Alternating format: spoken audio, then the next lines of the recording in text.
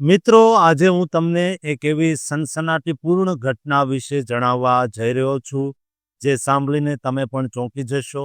કારણ કે અમેરિકા જેવા દેશમાં જ્યાં આપણા ગુજરાતી ભાઈઓ દિવસ-રાત મહેનત કરીને કન્વિનિયન્સ સ્ટોર્સ ચલાવે છે, ત્યાં એક એવો લૂંટારૂ ત્રાટક્યો જેણે માત્ર 4 જ દિવસમાં 3 જગ્યાએ ધાક-ધમકી આપીને હજારો ડોલરની લૂંટ ચલાવી. અને આખરે પોલીસ સાથેની પકડાપકડીમાં તે કેવી રીતે જેલના સળિયા પાછળ પહોંચ્યો તેની પૂરી હકીકત જાણવા જેવી છે. અમેરિકામાં વસતા ગુજરાતી સમાજ માટે આ સમાચાર ખૂબ જ ચિંતાજનક છે.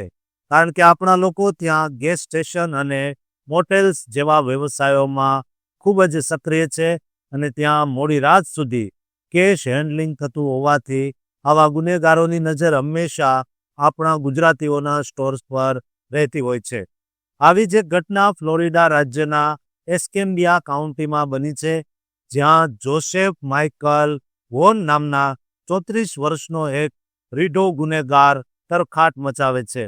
આ ઘટનાની શરૂઆત 25 જાન્યુઆરી 2026ના રોજ થઈ, જ્યારે આ લૂંટારૂ હેપી 7 ફૂડ માર્ટ નામના સ્ટોર પર પહોંચ્યો અને ત્યાં તેણે કેમોફ્લેજ એટલે કે સૈનિકો જેવા છાપવાળા કપડાં અને મોઢા પર માસ્ક પહેરીને ક્લાર્કને નકલી ગન બતાવી ધમકાવ્યો.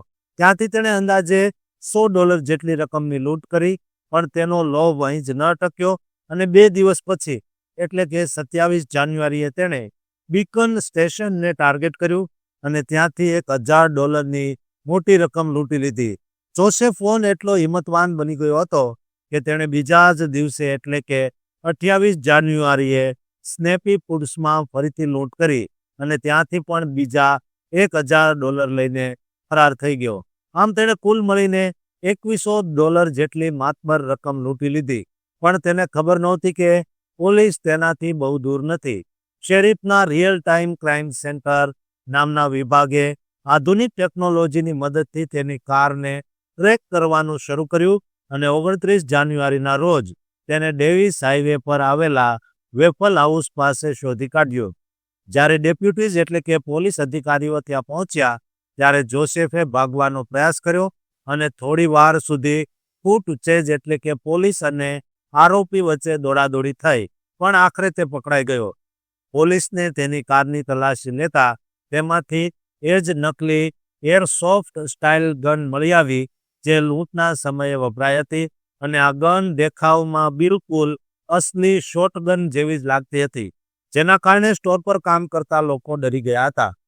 જોસેફ માઇકલ વોનનો ગુનાહિત ઇતિહાસ પણ ખૂબ જ લાંબો અને ભયાનક છે, કારણ કે 2011થી અત્યાર સુધીમાં તેના પર બર્ગલરી અને ચોરી જેવા 8 ગંભીર કેસ ચાલી રહ્યા છે અને અગાઉ 2016માં પણ તેને 10 વર્ષની જેલની સજા થઈ હતી, છતાં તે સુધર્યો નહીં.